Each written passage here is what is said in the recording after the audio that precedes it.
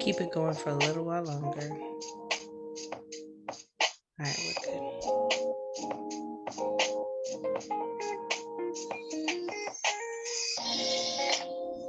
All right. Hey, everyone. Hey, y'all.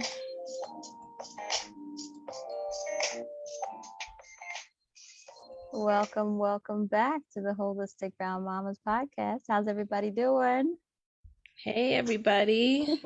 Let us know in the comments below. I'm going to share. All right, I didn't hit share. I'm going to take a page out of Tabitha Brown's book. I don't know if you guys ever watched Tabitha Brown in the very beginning, but she would always sing that song and she'll be like, now when you get in here, go on hit share. So when y'all get in here, go on hit share, okay? All right. Welcome, everyone. Episode 4 of the Holistic Brown Mamas podcast. That's crazy. Mm-hmm. How are you guys? How are you, Cece? Actually, we didn't even introduce ourselves like we normally do. Oh, yeah. Welcome to the Holistic Brown Mamas podcast. I'm Cece. And I'm Sarah. And today we're going to be talking about freshening up your nutrition routine for the spring and summer. So we have a lot of good stuff in store for you.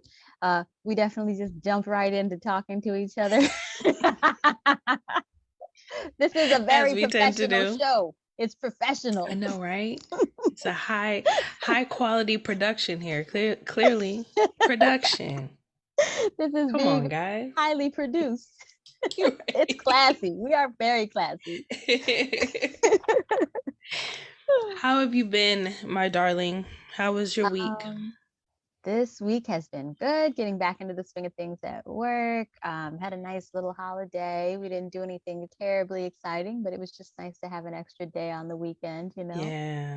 Yeah, that day helped. Like by the time Friday came, I'm like, yes. 4-day week, I'm here for it. And you know what I did with my holiday? I was like, I can clean more things around the house. So that's what I did. I cleaned more things around the house and I was happy. It made me feel good. I mean, I was like moving things, you know, like really cleaning, not just how I cleaned during the week. Like, well, I'm not going to move that. It's fine. Just sweep around that. Right. You did a nice deep clean. We got in there in the kitchen. That was nice. Oh, good. Oh my gosh. What did I do for my holiday? Work. That never changes. I met with my business coach because it was the one day I didn't have nothing else to do. Right. So I did that. Right. I've got nothing else to do. Please, let's talk. Because otherwise my day is too full. So I did that. I also cleaned, rested, and then just kind of powered my way through this week. We are in the middle of a move. Nice. I'm not even going to talk about today because it'll take forever. So it was just a rough day today with regard to the move. But that's neither here nor is it there. Okay. I just had a good week. I'll leave it at that. No, moving is definitely a stressful type of situation. It's stressful when you're single. So when you have little people running around while you're trying to do that, and little people who don't follow other people's schedules because they have their own agendas, whole nother ballgame. Yes, exactly. So it's like moving 2 adults and 2 children across the entire country. Yeah, like totally across the country. Like no exaggeration across the country. Clear on the opposite side. Yes. But I'm excited first of all, I'm always excited to chat with you, but I'm super excited about today's topic because summertime is almost here. We're at the tail end of spring and we're both kind of foodies, okay? Yes. And I love eating foods that are fresh in season because those are the best. They taste the best. They feel good. So I'm excited to talk to you about that. The texture is right. Like everything about the food is right. You know what I mean? Yes, absolutely. So let's just jump right in. Alrighty. When you talk about and think about seasonal eating, what do you think? When I think about seasonal eating, I think about eating foods that are being grown in that season, which is different wherever you are. You know, if you're in different parts of the country, you're going to have different foods coming into season at different times. And one of my Yeah. fondest memories about seasonal eating is that I grew up hating tomatoes. Disgusting. Who eats tomatoes? They're the worst, like, fruit vegetable ever. Okay, whatever it is. They just had no flavor. They were bland. The texture was like kind of yucky. It was just whatever. Yeah. Yeah. Then my uncle brought over fresh tomatoes from his garden one day when I was like, I don't know, 14. And I ate tomatoes, like four, like big, not like, no, he brought like nice big tomatoes. I ate four tomatoes in a row. I was like the thrill of my life. I called my mother at work. I was like, Ma, because it was summertime and I was home. I was like, I've been eating tomatoes, you know, Uncle brought this over and I've been eating these tomatoes. And I said, I've had four and they're delicious. I was putting everything on. Tried salt, I tried cheese, like on the cheese commercial. You know, I was like, they're amazing. And she was like, I'm really glad that you enjoy the tomatoes, but you need to stop because they have a lot of acid and I don't want you to get sick. Oh no. Yes, that is a good point that I would not have thought of. I know that's Yay, like mommies. mom stuff. Yes, But yes. yeah, but that is my fondest memory because when you eat foods in season, they taste totally Yeah, different. And things that you thought you didn't like, you may find out are your favorite foods. exactly. Yeah. And it's funny, I have kind of like a flip opposite side kind of reaction. So when I think of like seasonal foods, I'm like, oh, that's bougie. Like, oh, we're only eating what's in season, excuse me. Well, I guess I won't eat my winter like squash or whatever. That's the first thing that came in my mind. Like, I guess I won't buy that because that's not in season. So excuse me. Let me go look at the list and be a bougie shopping person. But as I've gotten through school, I realized that it's not, first of all, it's not bougie, Mm-hmm. but it's a privilege.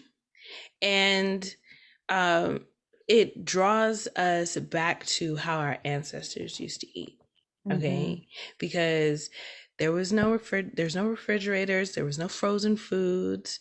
You know, you ate what was growing at that Mm-hmm. time, and that was it. And then Yeah, you it's all you planned could it for have. the next season, and the cycle went over and over and over. And so I now have changed my perspective. It's something that I look forward to. um I feel more confident going in the grocery store now because I know what to look for. Um, and it's helped me shop with all of my senses. Mm-hmm. So, we kind of just see like what looks good. But then if you grab a peach and, well, it's COVID time, you got your mask on.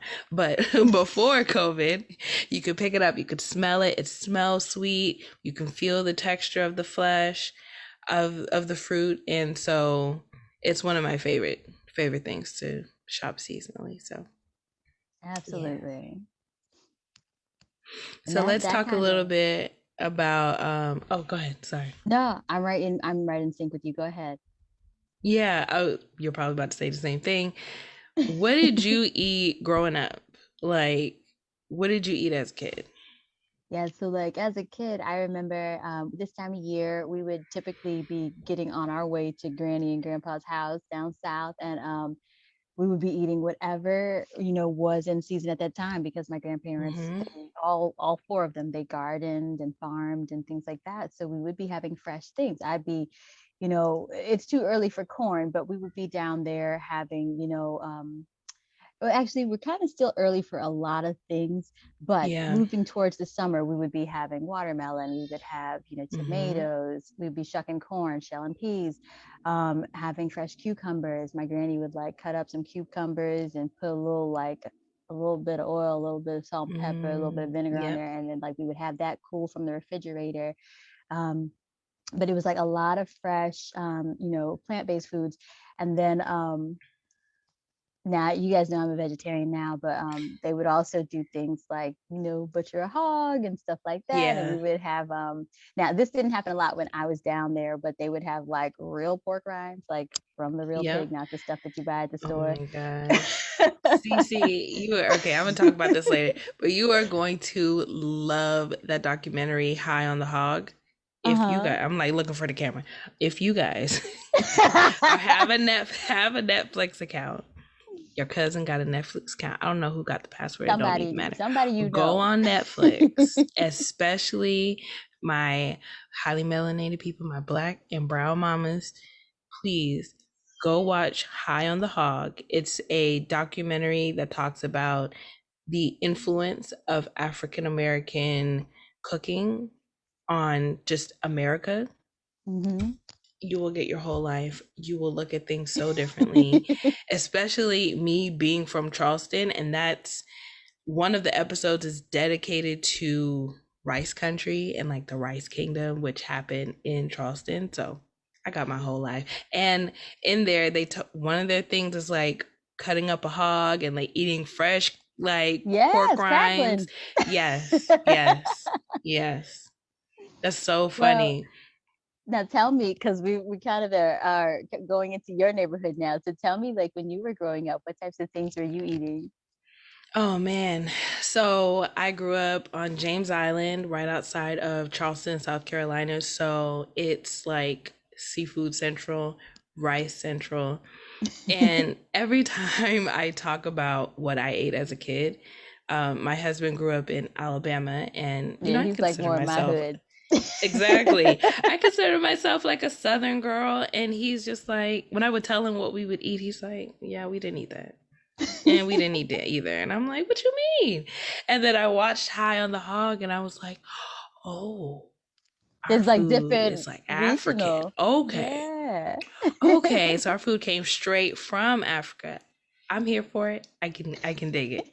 So that being said, we had a lot of similar things. So fresh fruit, peaches, strawberries, um, watermelon, and the summertime and springtime is crab season. Really? Mm, fresh blue crab. Like my granddaddy and his brothers, they would go out and go crabbing, and they would go catch crab, and we would have a crab crack. Everybody would go to my grandparents' house, and it's just like, just thinking about it just brings a smile on my face, because like all of my friends and family are there, the kids are running around outside, and then they're steaming the crab, and they pull it out and they put it on this big table covered in like napkins and like Newspaper and opened up, yeah, newspaper, opened up paper bags, yep. like, and you just like eating, and it was delicious. And so that's what I think about when it comes to seasonal eating when I Yeah, grow and up. y'all probably did it old school. Like, did you guys like have like a big fire and a big old pot and You yeah. know it. Yep.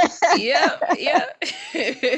It's like stuff you see on the Food Network when Yes. they're And that like, was, this is the right way yes. to do it. Exactly. And they highlighted something like that similarly in High on the Hog. Hmm. And actually in one of the episodes they were making my favorite dish, which is my mom's okra soup. Everybody from Charleston, if you're black, you make okra soup. But speaking of like the importance of high quality ingredients, like the tomatoes are so delicious, the okra is great, like all Mhm. the other veggies you might put in your okra soup, so good. So yeah, that's what I ate. I ate a Geechee seasonal menu, and it was the best. And then like and for other folks, if you're like kind of in that southern area, when Sarah first told me about the Geechee food, the closest thing I could like bring it to was either food directly from Africa that my African friends Mhm. had brought to me, like jollof rice and stuff like that, Yeah. um, or things that my cousins who lived in Louisiana ate, and that's where you got more Hmm. of the okra and things like that into the stews and things. So it's Yeah, yeah, yeah, it's like it's interesting, like you said, like how that food, Africa, that African food kind of influenced what we were doing here in America, and then the food that yes, we ate influenced, how other cultures in America ate. yes. You know what I mean? There was And like, I'm sad because I want to give so many spoilers, but I can't because you don't haven't spoil seen it. it. So I'm not going to spoil it. All I'm saying is next week, I don't know when you're gonna watch it, but if you watch it next week, we will chat and talk about it because amazing. Amazing. Yes. The There was slaves put rice grains and okra seeds in their hair, braided them in their hair, and grew it when they came here. Okra did not exist in America until yeah. Africans came. Rice, they could not figure out how to grow rice until Africans came here. And if I'm not mistaken, and I could be, but I think even watermelon came from Africa. Yep, It's like a absolutely. tropical kind of Black eyed fruit. peas. Yep, Yeah. yep. Yeah, girl, don't get me started. And I can't think of the author. You'll have to tell me his name. But the guy who Hmm. wrote Tom Sawyer and all that other stuff. Um, I can't think of the author's name. But No, anyway, it's like a don't get white me in guy line, who like wrote girl. those No. classic books. I'll try to remember. I want to say it's not Charles Dickens. I don't know. But anyway, it's the I'm guy gonna who wrote Google Tom while you do Sawyer. that. Hmm. I should know this. This is stuff I learned in school. But there is a book that he wrote where it was a book that he wrote about all of his favorite foods because he grew up, with, Black people working in his house and cooking for him. And like Oh, a Mark lot of the Twain. there we go, Mark Twain. See, Yeah. that's just common knowledge. I should absolutely have known that. But yeah, he grew up with Black people cooking the foods that he ate, and those were the things that he longed for when he traveled and was all, going around. So he actually wrote a book of like all his favorite foods that he would eat when he got home, and it was definitely our food. Yes, exactly. And then watching that, I was just like thinking about white Southern cooks like Paula Dean and all of them. I'm like, Yeah, that's you where ain't they get got that from it your grandmama. from. Your They got that. grandmama. They got that sauce, that flavor, Yeah, those herbs and your spices. grandmama got that from. And I'm like, let me not go there. We're not gonna go there. I know we respect other people's cultures, but Anywho, that is our culture, and we are not yes, going to pretend that it has not made a strong yes, influence on American society. yes. But there's so much innate intelligence in eating seasonally because Mhm. um, foods at their seasonal peak, they taste the best. They have the highest amount of nutrients, vitamins, minerals. Um, so there's just a true intelligence about eating with the seasons. I totally agree with you. Oh, I what think was that? if you want to have foods that are really giving you the best nutrition, you eat them at the right time of year. Yes, yes, exactly. So, you guys know if you've been hanging with us for a while, you know that we split our episodes. We kind of have a breakdown of everything. So, we get in, we kiki, we laugh, we talk about how our weeks have been. Then we kind of get into a basic kind of discussion about what we're talking about today. And then we break it down into three different things. Things you can do with whatever the topic or about whatever the topic is that we're having for that episode. So things you can do, things you can eat, and things you can think or your mentality. So when eating seasonally, what are some things you can do? So let's first start with identifying foods that are in season in the spring and in the summer. So spring foods. These are kind of our favorites. So apples, apricots, asparagus, avocados, some of my favorite. I'm gonna miss California avocados. Um, Bananas, broccoli, greens, kale, kiwi, lemons and limes, onions, pineapple, strawberries. I mean, all the foods, all of your favorite foods. This is the time. Yes. Um, and then in the summer, we get more berries. We get melons like cantaloupe, honeydew, watermelon, corn, as Hmm. Cece was talking about, cherries. I just bought me some cherries yesterday. I can't wait to get into them. They're gonna be so good. Peaches, plums, okra, my personal Hmm. favorite. Um, Different herbs, kind of everything. Yeah. Yep.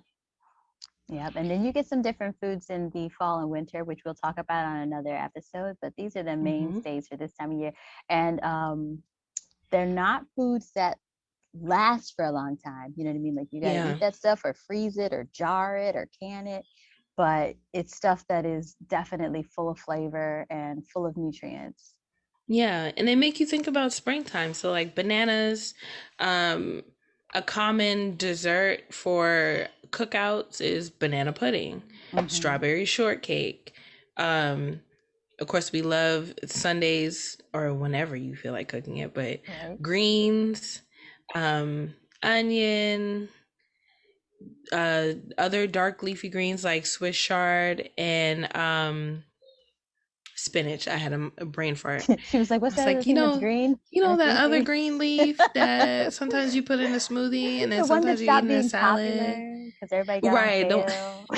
Popeye like to eat it. It makes him nice and strong.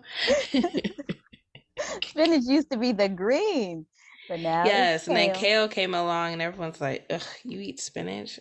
No. That's so basic. Right. So what else can they do when planning to eat seasonally? Yeah, I think if you're planning to eat seasonally, really make an effort to identify different foods that you like. I also think Yeah. it's a good idea to try different foods that you haven't had before. Um, like if you see a passion fruit in the store and you're like, what's that bumpy thing? Um, get it, give it a try. You know what I'm saying?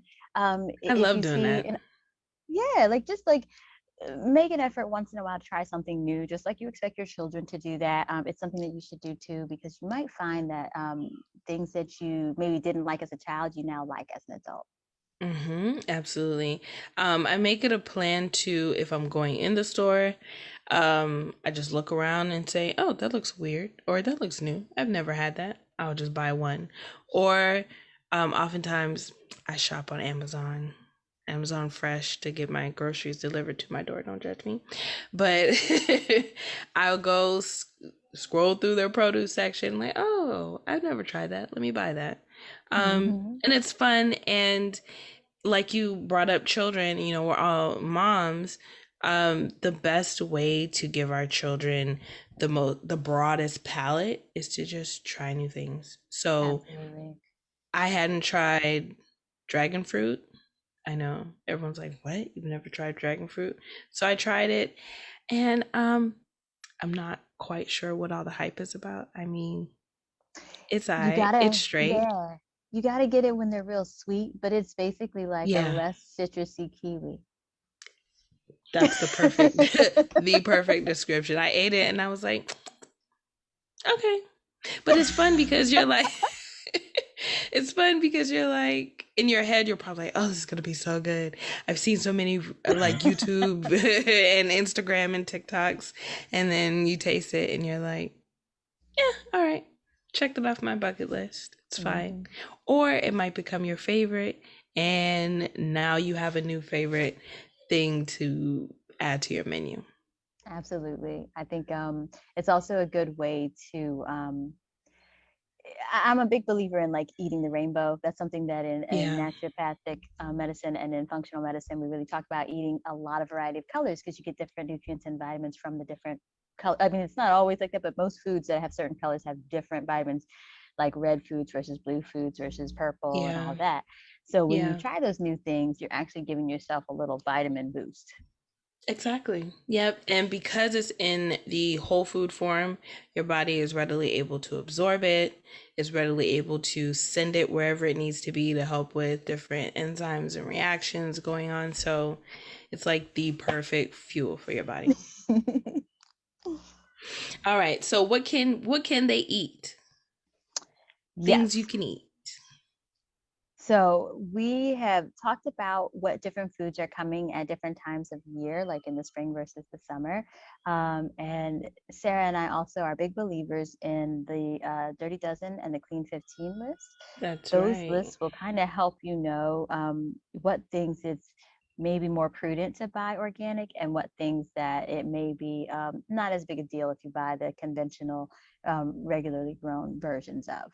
And that's going to be looking at which foods get the most pesticides sprayed on them and which foods get the least amount of pesticides sprayed on them. Exactly. And so can you see this screen, Absolutely. Cece? All right. I'm working on this technology, girl. Okay. So right here we have the Dirty Dozen. So these are the 12 top 12 foods that have the most pesticides in them, just like Cece said. So these are the foods that you absolutely should buy. I'm going to say it's a must buy organic. Strawberries, spinach, all the greens. So kale, collard, mustard greens, nectarines, apples, grapes, cherries, peaches, pears, bell and hot peppers, celery, and tomatoes. And I just want to So, point out with those are mhm, all things that you also eat the flesh of. So if the yes, flesh is being sprayed with that, those chemicals, and then you eat that, you're bringing that into your body. exactly. Yeah, exactly. Now, the clean 15, these are the 15 foods that you don't necessarily have to buy organic, or they are the least exposed to pesticides. So, and thinking about that, about what Cece just said about the fact that the dirty dozen is the flesh that we eat, whereas these are often encased in a peel or something that you peel before you eat. So avocados, yeah, you scoop out the flesh, so you're less likely to eat the pesticides. Sweet corn, pineapple, onions, papaya, frozen sweet peas, eggplant, asparagus, broccoli, cabbage, kiwi, cauliflower, mushrooms, honeydew melon, and cantaloupe. And a Some lot of of them those are my things they do favorites. come in the flesh. Yep. Yeah. Um, I I'm curious about mushrooms, which is because I love mushrooms. But I'm wondering, like, Me do you too. have to use pesticide to grow mushrooms? Because I feel like bugs don't want to eat mushrooms, but maybe they do. Maybe they do. I don't know. That's a good question. And honestly, child, all right, let me not do the most because I was gonna say they spray everything. They probably just spray the whole Just spray field. it They don't just in even know case. what's growing in that section. Just in case. Just spray it all. So this can be found at ewg.org, or you can just Google Clean 15 Dirty Dozen. I like to put the year in because they change every year. Though strawberries have pretty much been number one for like at least the last 5 years. Yeah, strawberries and apples are pretty high up there, which is Yeah. important for moms to know because I feel like kids eat strawberries and apples, especially like apple sauces and stuff. And My child is going to turn into a strawberry. Like he loves strawberries. So I always buy organic. I do the organic apple sauces, just like you said. Yeah. Mhm. Yeah, Yeah. just to keep them safe. Because I know some people don't think like the organic thing is like something they should do or that they need to do. And that's totally up to you as an individual. But I will say that a child's ability to detox is not the same as an adult. So just like you wouldn't give a child the same dosage of medicine as you would give an adult because their little tiny bodies have to process it, Yeah. you really don't want to overexpose your child to pesticides when they are poorly able to rid their bodies of the pesticide, you know? Yeah, exactly. And that's kind of what we call toxic burden. And you want to limit that toxic burden as much as possible because their little livers are just, they just And got here. it's not the same world. Like when we were kids, they were not using this amount of pesticide. And when our parents were kids, they absolutely were not using this amount of pesticide. So, Yes, we can't look at the health of like, well, my parents never bought organic food. It didn't exist then. It didn't need to exist then. it sure didn't. So so it is Exactly. different. It is completely Yeah. different. The way that we culture and grow food is different now because there was a time where like I want to say, don't quote me on the statistic, but it was around 60% of Americans had a little garden in their yard. And Hmm. now we're at a point where it's like less than 1% have a little garden. Yeah. Everybody is buying their Yeah. food at the grocery store. So, Yeah. we are just more exposed to the influence of, industry on our food, you know. Yeah. Absolutely. Absolutely. And then lastly, things that you can think, a mentality that you should have when starting this. Because, Cece and I, we are health and wellness nerds. Okay. Like we talk about, like, when I tell you we get into the nitty gritty, like, chemical reactions, enzymes, like vitamins and stuff. It gets out of hand, okay? We're excited to But talk about how you could cleanse your colon and reestablish your gut bacteria. yes, exactly. But we recognize that a lot of our listeners are new to holistic living, or especially since COVID happened and we're kind of in a post-COVID era. Um, you know, the health consciousness of America is evolving. People Yeah. are realizing that um, they need to do more for their health and for the health of themselves and their children. And so we are starting at the ground floor, you know. For those of you who are new to the holistic life, don't kind of sort of know where to start, this is the perfect place. Start Hmm. with what you eat. Today, whenever you go shopping, head straight to the produce section, see what looks good, see what smells good, what's on sale. You know, you can always tell when spring and summer is coming because what's right at the front of the produce? Berries. Tons of strawberries, blueberries, raspberries, watermelon. And so really take a look, take a moment to just look at the grocery store.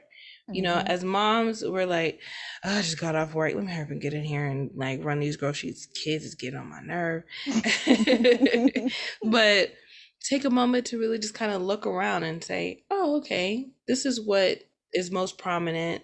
I wonder what made them, you know, want to highlight this food, or what time of year is it? Okay, that's about right. So, that's why we want to give you these tips and tricks and tools to kind of help you along your way as you are beginning this holistic lifestyle. Absolutely. So, when thinking about your mentality, a lot of it has to do with planning and Hmm. structuring and creating a routine. Yep. Like if you are thinking about eating more seasonally, then you want to look into, what things are seasonal right now.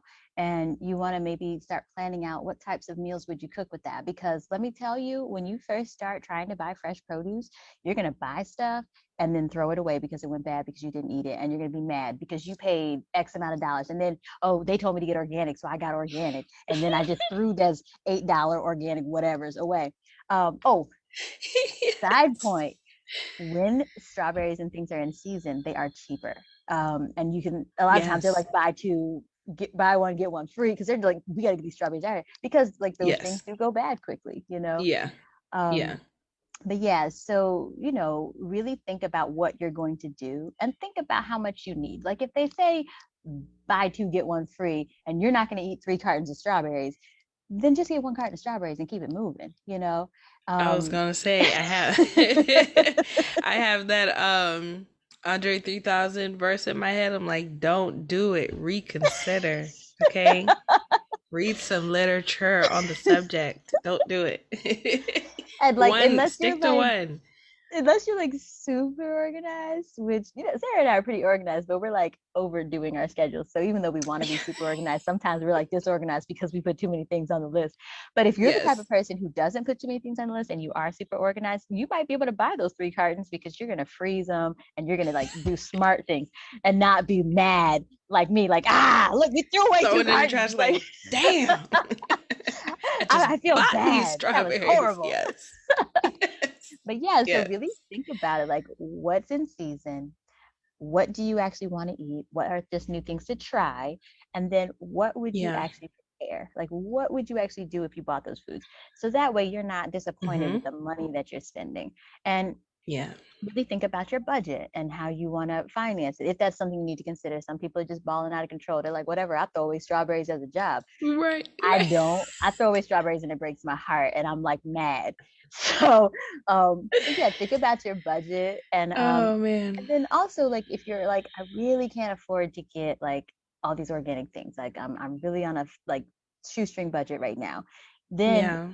invest in two low cost things: baking soda, vinegar, and you can just put that in the water when you wash your produce. That really does Mm-hmm. help to reduce the amount of pesticides that are on there. And you can do that with strawberry. Just remember, don't leave them soaking in there too long. It's like 10 to 15 minutes, because if you leave strawberries soaking in vinegar for an hour, they're going to taste like vinegar.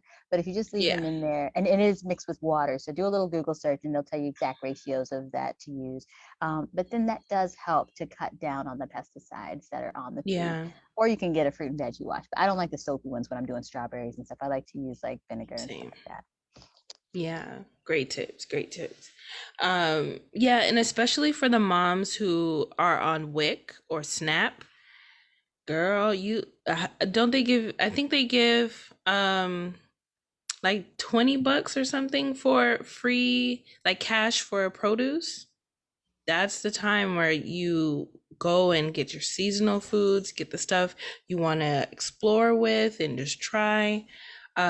So yeah, definitely make sure you use those benefits. That's the perfect time to incorporate this sort of routine. And so I definitely want to encourage you all to plan your meals ahead of time. So, my husband and I kind of adopted this system where it gives us some variety, but also some structure. So on Mondays, we have, it's like meatless Monday. So we'll do something vegetarian or vegan. Tuesday is Taco Tuesday. And Love sometimes we Taco Tuesday. have, yes, a potato taco or grilled chicken, steak, fajitas, enchiladas, like whatever. Wednesday is Instant Pot or Crock Pot. I just throw something in there. Don't think about it. Thursday is pizza. So that'll be either a frozen pizza, something we make at home or get delivery. And then Friday is everyone fends for themselves because Sarah's not cooking. Right? What did you see Yeah, left over? exactly. We have 4 days for you to pick from. There you go. I think So when that's you have important that, too. That's like a lot of yeah, structure. yeah, but it gives you some wiggle room because you're gonna be like, "Ugh, it's Taco Tuesday. I'm gonna have tacos again. This sucks." Or you can make a burrito or whatever, like Mexican themed food you want. Yeah. But that makes it easy when you're like, "Ugh, I have no idea what to cook. What's today? Yeah. Wednesday? Okay, let me just throw something in the Instant Pot." Yeah, I think it helps to kind of reduce the stress burden. And as moms, you really want to keep your Mm-hmm. stress down, because when mommy's stressed out, everybody's stressed out. Everybody feels your energy, because you're kind of like, I mean, I won't say this is in every household, but I know in a lot of households, mom is kind of like the barometer. If mom is happy, Yeah, everybody's happy. Even if they're yeah. unhappy, mom is the one who perks them up and gets everybody rallied. If mom is stressed, the kids are a little bit more irritable, Mm-hmm. maybe hubby Mm-hmm. is, or your partner is trying to like get things more calm.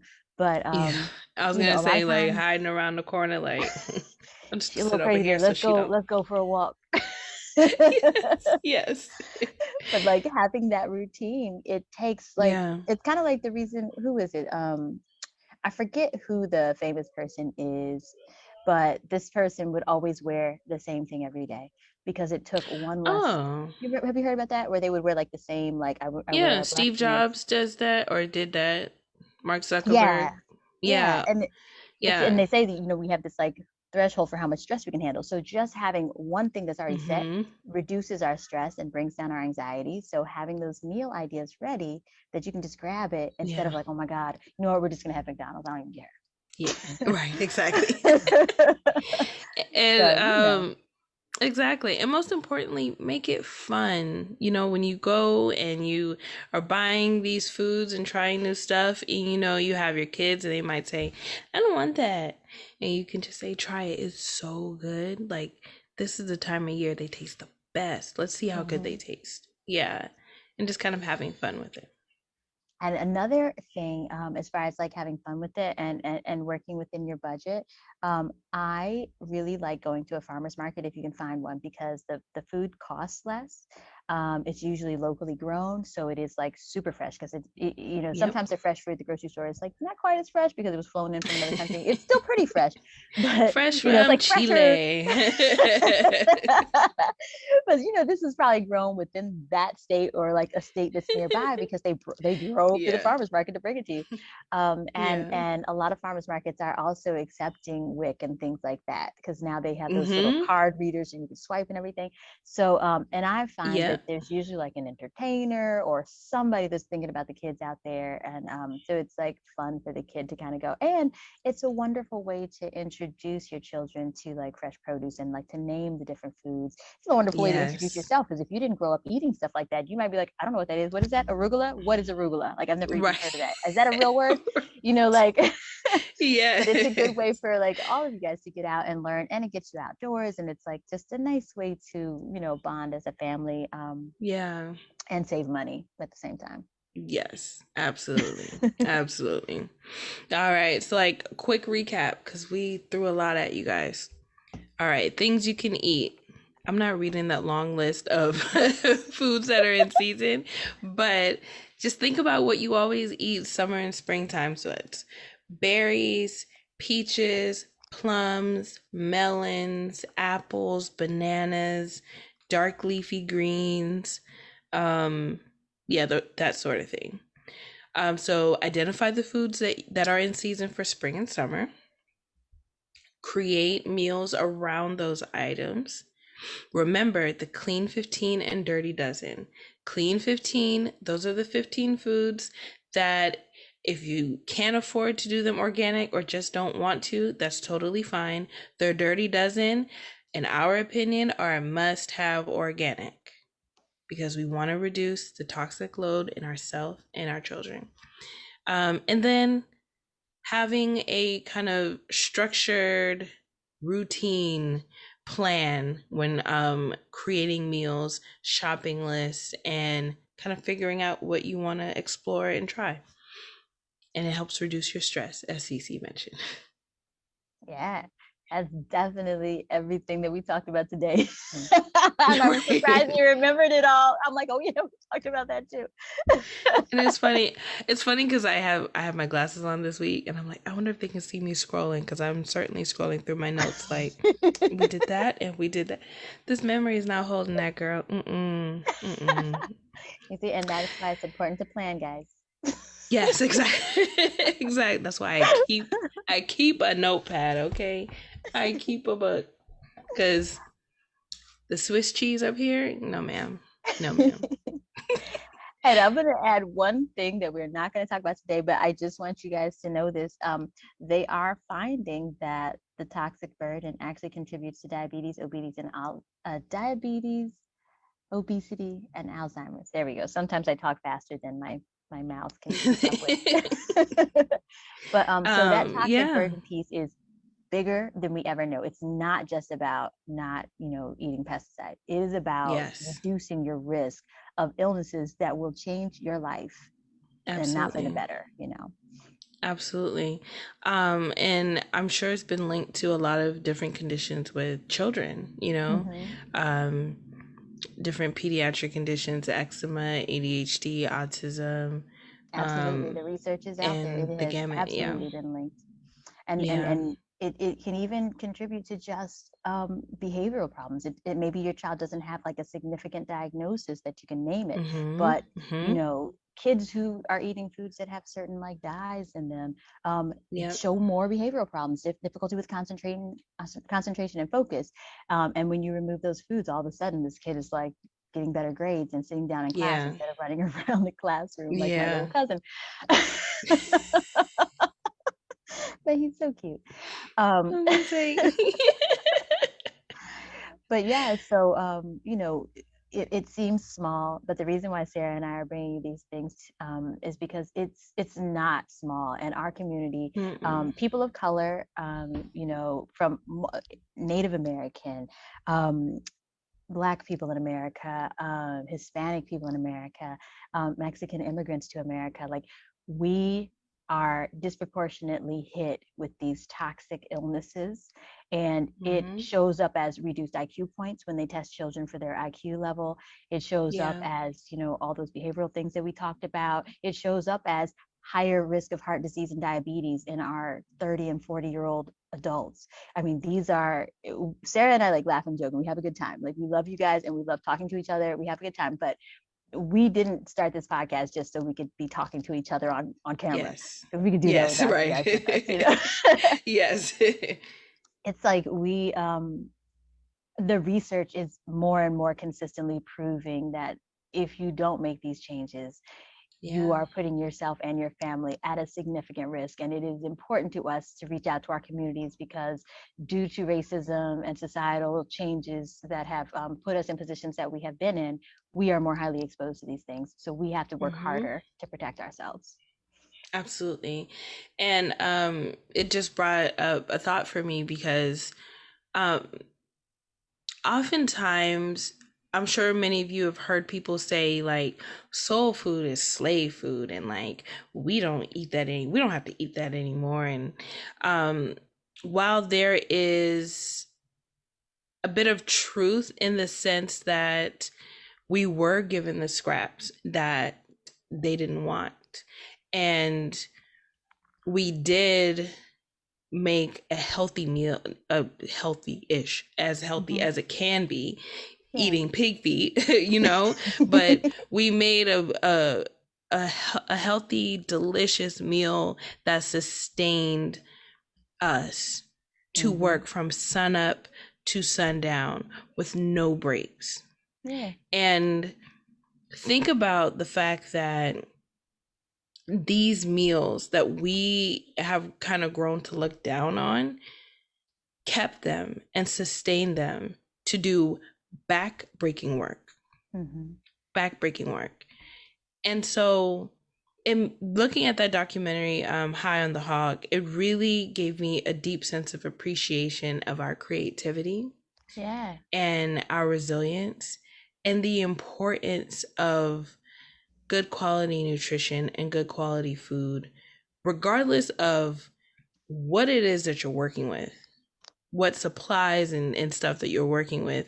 You can create a healthy and delicious meal from anything, really, except GMO chemicals. Let me throw that in there real quick. She was being good, and then she had to go there. No. Right, and then I had to slide that on in there. But as we are navigating this new post-pandemic world, I really want us as a community to put a heavy emphasis on what we eat. And the foods that we are feeding our children and the habits that we are subconsciously teaching them. Absolutely. You guys, when you fix your nutrition and reduce that toxic burden from those chemicals and things that probably were, not meant to be harmful, it will change your life. It will change your life. I mean, it is your energy, the quality of your sleep, the way your skin looks, the way your body feels. I mean, it's you have to try it to experience that. And it's hard. It is hard. Eating differently and healthier is hard, especially when you're the only person in your family doing it and you have to bring your own food to the cookout. Like, here goes Sarah again with them tofu, whatever. But trust me, in the end, it pays off. And you do have an influence on your family, because I can tell you right now, I was one of the first people in my family to start with the natural hair, and now almost everybody's hair is natural. It took some time, but everybody started to learn that those chemicals weren't good for them, and that they, everybody has to be ready. But when they are ready, you're going to be that person. Yeah, absolutely.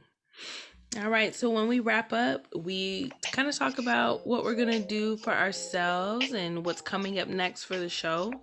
So how are you going to take care of Cece this week, Cece? Cece is going to plan out her meals and not be lazy this week. How about That's right. And to take care of Sarah, I am going to stop. No, I'm not going to tell that lie, because procrastination is in my spirit, okay? But I'm going to try and be better. I'm going to try and be better and not procrastinate as much. That's my goal. Y'all are listening to two women who overbook their schedules, but then also procrastinate. So it makes for a high stress environment, which is why we meditate and try to eat right and exercise. Yes. Let us know in the comments below what you're going to do to take care of yourself this week. If you've seen the documentary High on the Hog, tell us what you thought about it. go watch it and then come back and tell us what you thought about it.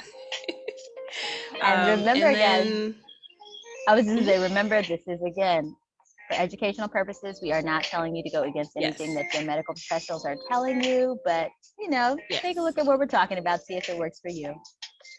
absolutely. Research, research, research. All right.